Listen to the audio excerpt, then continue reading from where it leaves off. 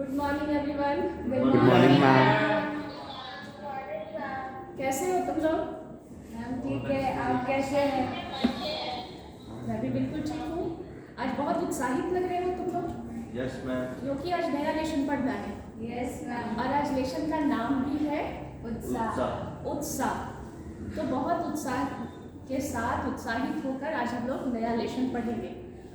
नया लेशन पढ़ेंगे तो जरूर, लेकिन उत्साह अगर हमारे मन में हो तो हम किसी भी चीज़ को बड़े आसानी से बड़े अच्छे से सीख सकते हैं। अगर हमारे मन में उत्साह नहीं है, अगर हम बिल्कुल से एकदम से निराल होकर कुछ पढ़ेंगे तो हमारे मन में वो बात नहीं आएगी, हमारे दिमाग में वो बात नहीं आएगी। चाहे खेल कूद हो, चाहे कोई भी काम हो, जीवन का कोई भी काम हो, अगर हम पूरे उत्साह के साथ करते हैं तो वो बहुत ही अच्छे ढंग से पूरा भी होता है और पढ़ाई लिखाई की बातें हमेशा हमारे दिमाग में बैठी भी रहती है, हमें समझ में भी आता है। इसी तरह एक लेशन है हमारे किताब में उत्साह, उसके साथ एक और कविता है अट नहीं रही है। सूर्यकांत त्रिपाठी निराला ने लिखी है उत्साह और अट नहीं रही है। उसमें से आज पहला दो बार लोग उत्साह ये पढ़ेंगे। बहुत छोटी सी कविता है लेकिन उसमें बहुत सारी बातें लिखी हैं। हमें अपने कार्य में आगे कैसे बढ़ना है, हम कैसे अपने कार्य को अच्छा कर सकते हैं, इस बात का इसमें जिक्र है। तो हम लोग पढ़े उत्साह। Yes ma'am. गुड। सबसे पहले उत्साह किसने लिखा है हम ये तो जान जाए। सूर्यकांत त्रिपाठी निराला ने लिखी। बड़े ही निराले कवि थे, पहले भी हमने बताया है, और इसलिए इन्हें निराला की उपाधि मिली। इनके जीवन के विषय में हम थोड़ा सा जान जाते हैं। इनका जन्म 1899 में बंगाल के महिषादल में हुआ था। उनकी विधिवत शिक्षा 9वीं कक्षा तक ही हुई। 9वीं कक्षा तक ही उन्होंने विधिवत पढ़ाई की। उन्होंने स्वाध्याय से संस्कृत, बांग्ला और अंग्रेजी का ज्ञान प्राप्त किया। अपने अध्ययन से, खुद से स्वाध्याय, सेल्फ स्टडी से खुद से पढ़कर उन्होंने संस्कृत पढ़ा, बांग्ला पढ़ी और अंग्रेजी पढ़ा। संगीत और दर्शन शास्त्र में भी उनकी गहरी रुचि है। रामकृष्ण परमहंस तथा विवेकानंद ने उन्हें विशेष प्रभावित किया। विवेकानंद और रामकृष्ण परमहंस की जो बातें थी, जो उन्होंने लोगों को बताया, वो उनको बहुत प्रभावित किया। उनकी बातों से विशेष प्रभावित हुए थे। उनका पारिवारिक जीवन दुखों एवं संघर्षों से भरा था। वो अपने जीवन में, जैसे हर व्यक्ति का जीवन होता है ना, सुख में होता है, पति पत्नी होते हैं, बच्चे होते हैं, बच्चे बड़े होते हैं, अच्छे काम करते हैं, नाम करते हैं, तो हम खुश होते हैं, हम सुखी कहलाते हैं। लेकिन उनका जीवन बहुत सुखी नहीं था। उन्होंने कई तरह की किताबें लिखी, रचनाएं उनकी बहुत सी हैं। उनमें हम कुछ का नाम देखेंगे यहाँ। अनामिका, परिमल, गीतिका, कुकुरमुक्ता और नए पत्ते। उन्होंने खड़ी भाषा में लिखा है और इनकी कविताएं बहुत ही लोकप्रिय और मशहूर रही। इसको आगे हम लोग उत्साह पढ़ने के पहले, जो हमारी कविता है उत्साह, इसको पढ़ने से पहले हम वीडियो देखेंगे। तुम्हें हम इसका वीडियो दिखाते हैं और फिर हम लोग इसको पढ़ेंगे।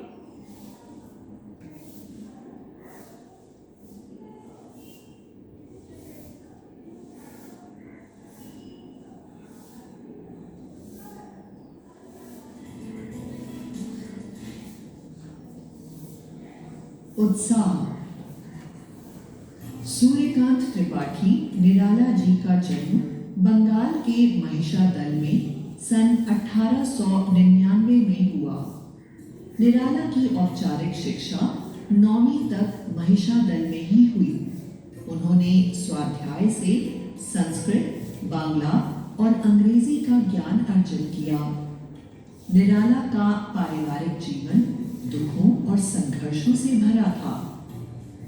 आत्मीय जनों के असामयिक निधन ने उन्हें भीतर तक तोड़ दिया। सन 1961 में उनका निधन हो गया। उनकी प्रमुख काव्य रचनाएं हैं अनामिका, परिमल, गीतिका, कुकुरमुक्ता, नए पत्ते। उपन्यास, कहानी, आलोचना और निबंध लेखन में भी उनकी ख्याति अविस्मरणीय है। निराला रचनावली के 8 खंडों में उनका संपूर्ण साहित्य प्रकाशित है। निराला की रचनाओं में दार्शनिकता, विद्रोह, क्रांति, प्रेम की तरलता और प्रकृति का विराट तथा उदात्त चित्र उपस्थित है। उनके विद्रोही स्वभाव ने कविता के भाव जगत और शिल्प जगत में नए प्रयोगों को संभव किया। शोषित, उपेक्षित, पीड़ित और प्रताड़ित जन के प्रति उनकी कविता में जहां गहरी सहानुभूति का भाव मिलता है, वहीं शोषक वर्ग और सत्ता के प्रति प्रचंड के लिए प्रतिकार का भाव भी मिलता है। प्रस्तुत गीत उत्साह बादल को संबोधित है। इस कविता में कवि बादल के दो तरह के आए हुए रूप के बारे में बता रहे हैं कि कैसे बादल दुखी एवं पीड़ितों की प्यास बुझाने आए हैं, और दूसरी ओर वो हमें जीवन की नई शुरुआत करने के लिए कह रहे हैं। व्याख्या: यह कविता एक आह्वान गीत है। इस कविता से कवि सोती हुई क्रांति को फिर से जगाने के लिए कह रहे हैं। बादल गरजो, घेर घेर घोर गगन, धाराधर जो, ललित ललित काले घुंघराले, बाल कल्पना कैसे पाले। विद्युत छवि उर्मी, कवि नवजीवन वाले, वज्र छिपा नूतन कविता, फिर भर दो बादल गरजो।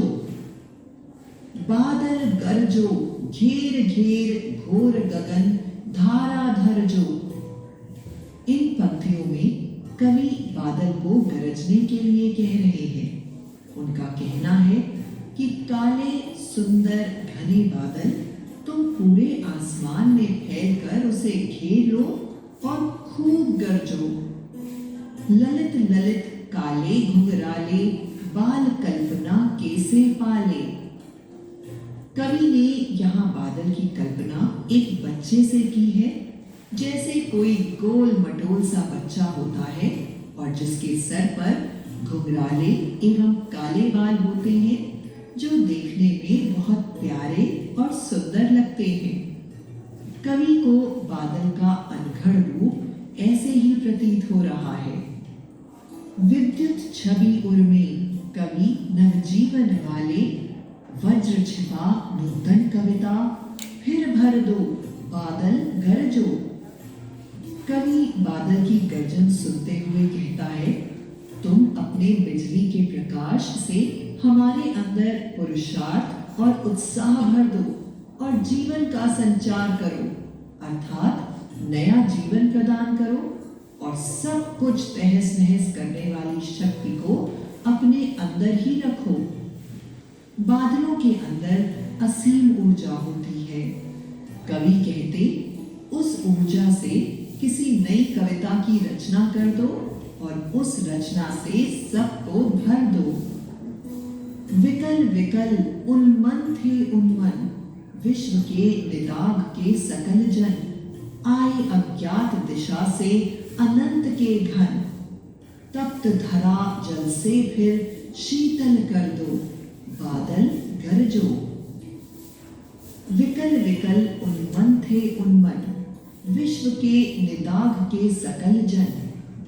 कवि इन पंक्तियों में कहता है कि भीषण गर्मी के कारण दुनिया के सभी लोग बेहाल एवं व्याकुल हैं।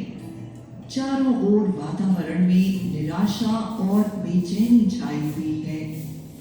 आए अज्ञात दिशा से अनंत के घन, तप्त धरा जल से फिर शीतल कर दो, बादल गरजो। कवि कहते हैं, ऐसे में पता नहीं तुम किस दिशा से आए हो, तुम इस आकाश को पूरा घेर लो और खूब बरसो, इस तपती हुई धरती को अपने जल से शीतल कर दो, अतः बादल तुम खूब बरसो। आइए अब इस कविता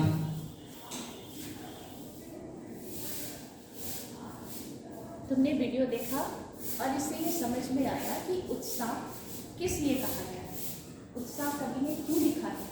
ये एक तरह से बादल को बरसने और गरजने के लिए कहा गया है। क्यों कहा गया है, कई कारण हैं।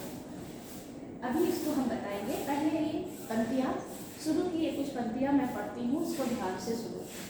बादल गरजो, घेर घेर घोर गगन धाराधर हो, ललित ललित काले घुंघराले, बाल कल्पना कैसे पाले, विद्युत छवि उनमें कविता जीवन वाले, वज्र छिपा नूतन कविता, फिर भर दो बादल गरजो।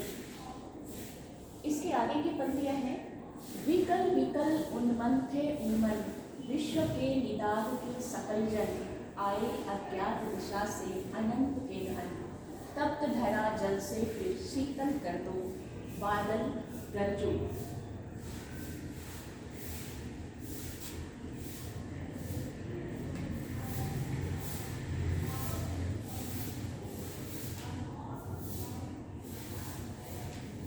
ये जो पंक्तियाँ है, अब इनका अर्थ क्या है? कवि कहते हैं बादल को गरजो, खूब गरजो और खूब बरसो। क्यों कहते हैं? हमें बारिश की क्या आवश्यकता होती है? धरती को हरा भरा करना, पीने के लिए पानी उपलब्ध कराना। पानी का, बादल का हमें इतना ही समझ में आता है कि हमें बादल और पानी क्यों चाहिए। पीने के लिए, खेतों के लिए, हरियाली के लिए, सबको अगर पानी मिल गया तो फिर और बादल और गरज और बरस की क्या आवश्यकता है? कवि के अनुसार हमारे लिए गरज और बरस की भी आवश्यकता है। बादल अगर बरसता है तो साथ में गरजना भी आवश्यक है। क्यों? जब बारिश के पहले गर्मी का मौसम होता है तो देखते हो गर्मी के कारण सब लोग अपने घरों में बंद हो जाते हैं, अपने अपने घर में बंद होते हैं। सारा कुछ भी अच्छा नहीं लगता, ना काम करने की इच्छा होती है, ना बहुत भोजन करने की आवश्यकता होती है। घर में बंद रहो, पड़े रहो। तुम्हारी गर्मी की छुट्टियाँ भी होती है ना? क्यों होती है? क्योंकि उस समय बहुत अधिक गर्मी होती है, घर से बाहर निकलना दुर्भर हो जाता है, शरीर जलने लगता है, तरह तरह की बीमारियां होने लगती है, लू चलने लगता है और हमें आलस का संचार हो जाता है। हमारे शरीर में आलस हो जाता है। बहुत से काम पड़े रहते हैं, हमारे पास छुट्टियां रहती हैं, घर में रहते हैं, लेकिन फिर भी हम काम नहीं करते। क्यों? उस गर्मी के कारण हमारे अंदर आलस आ जाता है। अब उस आलस को हटना है तो हटाने के लिए प्रकृति ने जो हमें गर्मी से आलस दिया है, प्रकृति को ही कुछ करना होगा। प्रकृति क्या करेगी? उस मौसम को बदलती है ना। हमारे यहाँ हर मौसम बदलते रहते हैं, जाड़े के बाद गर्मी के बाद बरसात के बाद हर मौसम बदलते रहता है। तो गर्मी में जब हम एकदम आलसी हो जाते हैं, जब कुछ काम करने का मन नहीं करता, मन से उत्साह हट जाता है, तब कवि कहते हैं बादल गरजो। तुम आ तो गए हो आसमान में, अब खूब गरजो। जो सोए हैं घर में, जो आलस से छुपे पड़े हैं, आलसी हो गए हैं। गर्मी के दिनों में हम कितने आलसी हो जाते हैं। क्या करते हैं हम आलस के मारे? इस तरह से घर में पड़े रहते हैं, एकदम से कोई काम नहीं, दिन भर पड़े हैं। अगर टीवी भी देख रहे हैं तो सो के देख रहे हैं, तो बातें भी कर रहे हैं तो लेट के कर रहे हैं। हमारे अंदर का उत्साह जो है वो पूरी तरह से खत्म हो जाता है। इसलिए कवि कहते हैं कि बादल गरजो, खूब बरसो, खूब आवाज़ करो। इतनी आवाज़ करो कि जो सोए हैं उनके अंदर नया संचार हो, उत्साह का संचार हो। अच्छा बादल आ गए, ठंडक, मौसम ठंडा हो गया है और बारिश होने लगी है। अब वो आलस हमारे अंदर नहीं, अब जो सोए हैं उस आवाज़ से उठ जाए और हम अपने अपने कामों में लग जाए। हमारे अंदर भी उस गरज से उत्साह पैदा हो और जब हम उत्साहित हैं तब तो हम अपने जीवन के कार्यों में लगेंगे। अगर हर लोग साल भर वैसे पड़े रहे आलस से तो हमारा काम होगा, हमारी शिक्षा आगे बढ़ेगी, हमारा देश चलेगा, हमें भोजन प्राप्त होगा? कुछ नहीं होगा। इसलिए कवि कहते हैं खूब गरजो, ढेर ढेर घोर गगन धाराधर हो, पूरे आसमान में गिर जाओ और खूब शोर करो। बादल को कहते हैं ललित ललित काले घुंघराले, बाल कल्पना कैसे पाले, विद्युत छवि उर्मे कवि नवजीवन वाले, वज्र छिपा नूतन कविता फिर भर दो। वो कहते हैं कि तुम्हारे जो आकार है, ये बादल है ना, घुंघराले घुंघराले बादल जैसे लगते हैं। कभी कभी देखते हो बादल आकाश में जब हम देखते हैं तो ऐसा लगता है कि कभी खरगोश बन गया है, कभी हिरण बन गया है, कभी कोई बच्चा बैठा है। तरह तरह के आकार दिखते हैं ना बादल में, वो हमारी कल्पना है। हम कल्पना से उस बादल का आकार बनाते हैं। बादल के जुड़ने को हम एक नया दृश्य, एक चित्र बना देते हैं, तो हमारी कल्पना है। अब इस तरह के जो बादल आते हैं आसमान में, ये क्या है? एकदम घुंघराले घुंघराले से ऐसा लगता है कि कोई छोटा बच्चा जिसके घुंघराले घुंघराले बालों कितना खूबसूरत लगता है। ठीक वैसे ही आकाश जब काले काले बादल आते हैं, घुंघराले घुंघराले गोल गोल बादल आते हैं, तो हम देखते हैं ऊपर, देखो कितना सुंदर लग रहा है। और हम आलस को छोड़कर बाहर आते हैं, बादल को देखते हैं, धूप खत्म हो जाती है, बादल घिर जाती है, तो हमें अच्छा लगता है, हम देखने चले जाते हैं। हमारे मन में धीरे धीरे धीरे धीरे वो आलस हटता जाता है, हमारे अंदर उत्साह आता है। और कभी कहते हैं कि जिस तरह से बाल कल्पना जो होती है, जो हम नए नए आकार बादलों में देखते हैं, उस तरह से तुम आकाश में खिंच जाओ, ताकि हम कल्पना करने लगे, तुम्हें देखकर हम समझने लगे कि एक खूबसूरती कैसी है, कितनी अच्छी है। और बच्चों के घुंघराले बाल की तरह तुम खूबसूरत देखो। तुम्हारे अंदर वज्र छिपा है, वज्र कहते हैं बिजली को। जब बादल दिखता है तो बिजली चमकती है ना, ऐसा दिखता है ना आकाश में, कड़कता है। कभी कभी हम लोग डर भी जाते हैं, कभी जब हम आलस में सोए हैं, कुछ मन नहीं लगा, कस के बिजली चमकती है, तो हम क्या करते हैं, उठकर बैठ जाते हैं, डर जाते हैं। छोटे बच्चे दौड़कर अपने माता पिता के पास चले जाते हैं, तो क्या होता है, उनका आलस छूटता है, वो दौड़ते हैं, वो चलते हैं, और फिर उनमें उत्साह आने लगता है। कभी कभी खूब तेज बिजली का लगती है तो बड़े भी घबरा जाते हैं, तब हमारे अंदर उत्साह का संचार होता है और हम कार्य करने में जुट जाते हैं। विकल विकल उन्मंथे उन्मंत विश्व के निदान के सकल जन। मैंने आगे पढ़ा क्या? सही।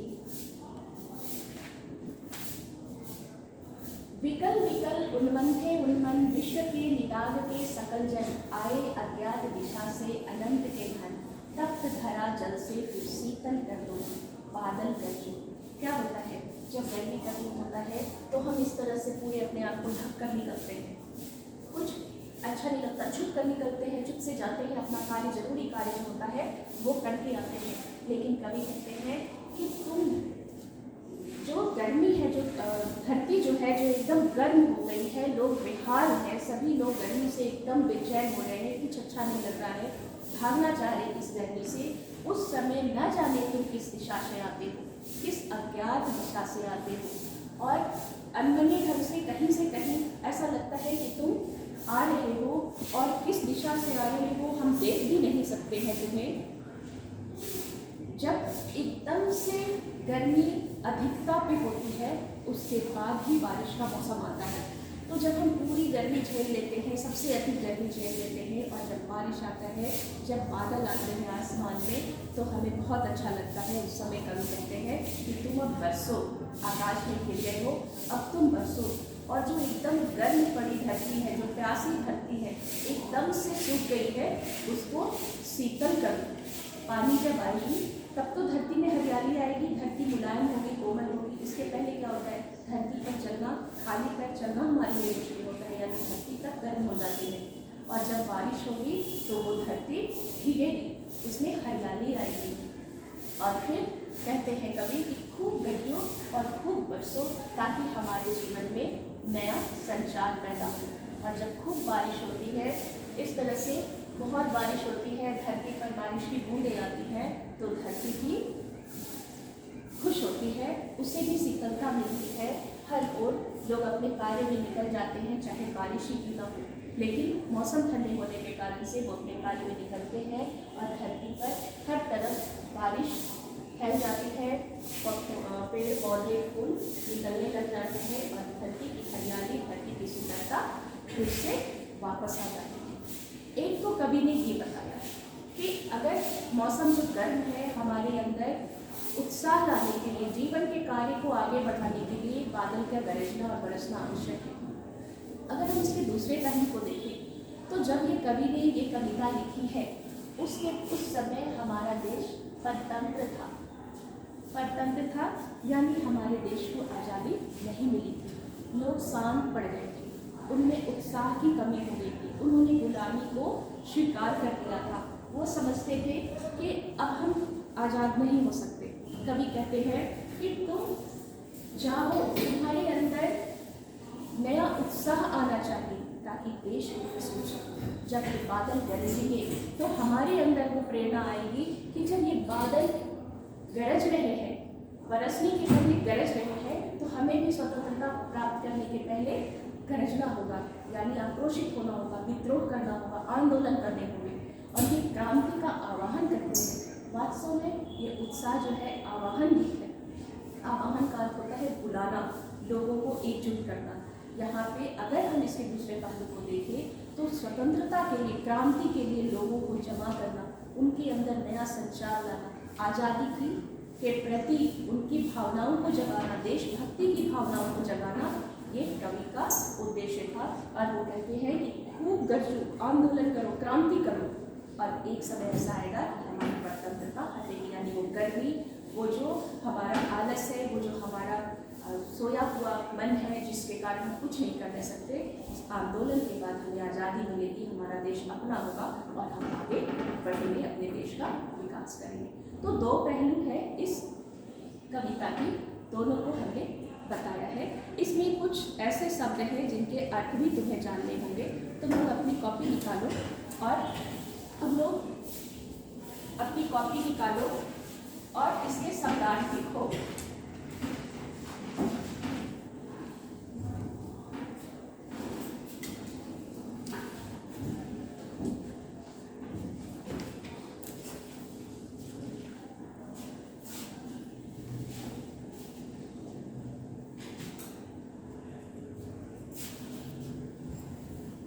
सबने अपनी कॉपी निकाल ली? Yes ma'am. चलो हम लोग इस कविता के शब्दार्थ लिखेंगे।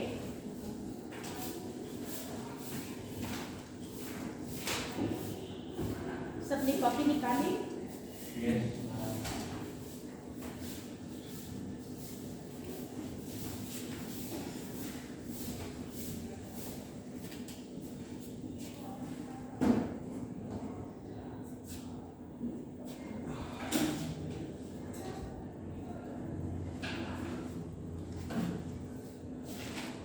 ढेर ढेर, इसका अर्थ होता है आच्छादित करके, यानी कि पूरे आसमान में छाकर।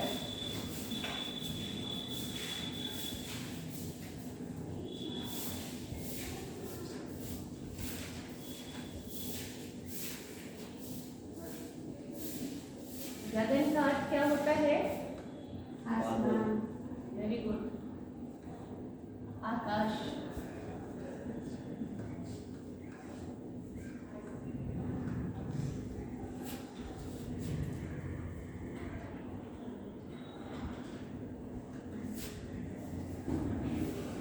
ललित, ललित का अर्थ होता है सुंदर।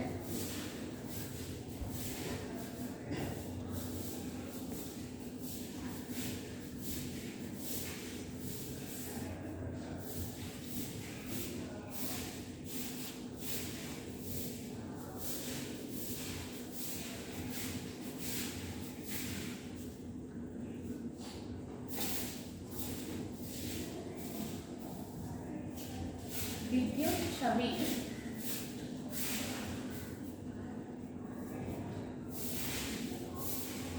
विद्युत कहते हैं बिजली को, बिजली जो चमकती है ना आसमान में। Yes ma'am. तो विद्युत छवि यानी बिजली की चमक।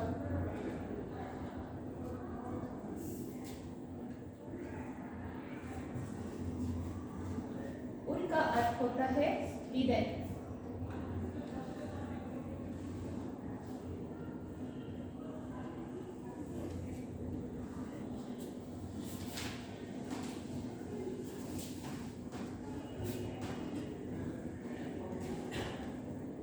विकल, विकल का अर्थ होता है बेचैन।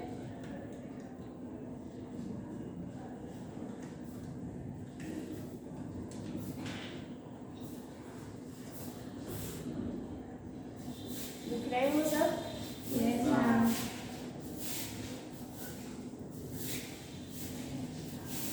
निदान,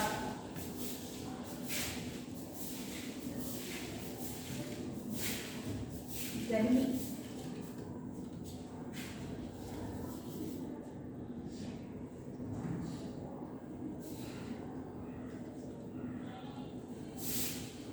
सकल का अर्थ होता है सारे या सब।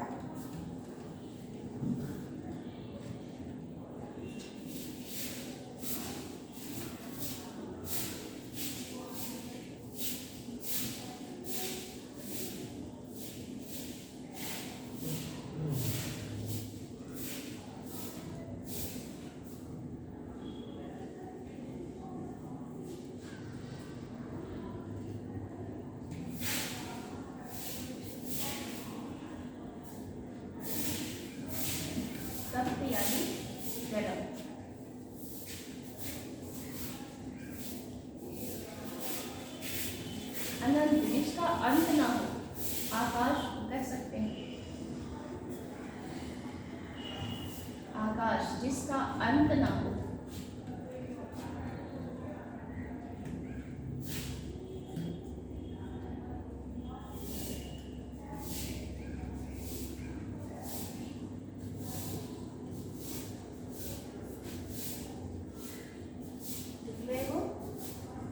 Yes, ma'am.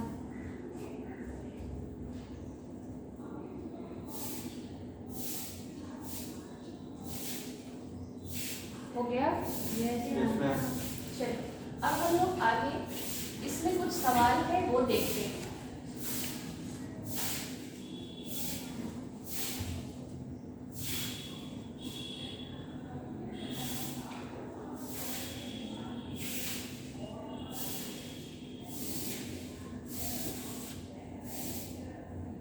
ये देखो, नीचे दी गई पंक्तियों को पढ़िए और सही विकल्प चुनकर इसका उत्तर दीजिए। दी गई पंक्तियों के अनुसार लोग किससे बेहाल हैं? बारिश से, गर्मी से, गर्मी से। गर्मी से, गर्मी से। बिल्कुल सही। लोग किससे परेशान हैं? गर्मी से। नीचे दी गई पंक्तियों को पढ़िए और सही विकल्प को चुनकर इसका उत्तर दीजिए। इन पंक्तियों की बादल की कल्पना कैसे की गई है? बादल गरजो, ढेर ढेर गोर गगन धाराधर हो, ललित ललित काले घुंघराले बाल कल्पना कैसे पाले। घुंघराले बाल बच्चे से।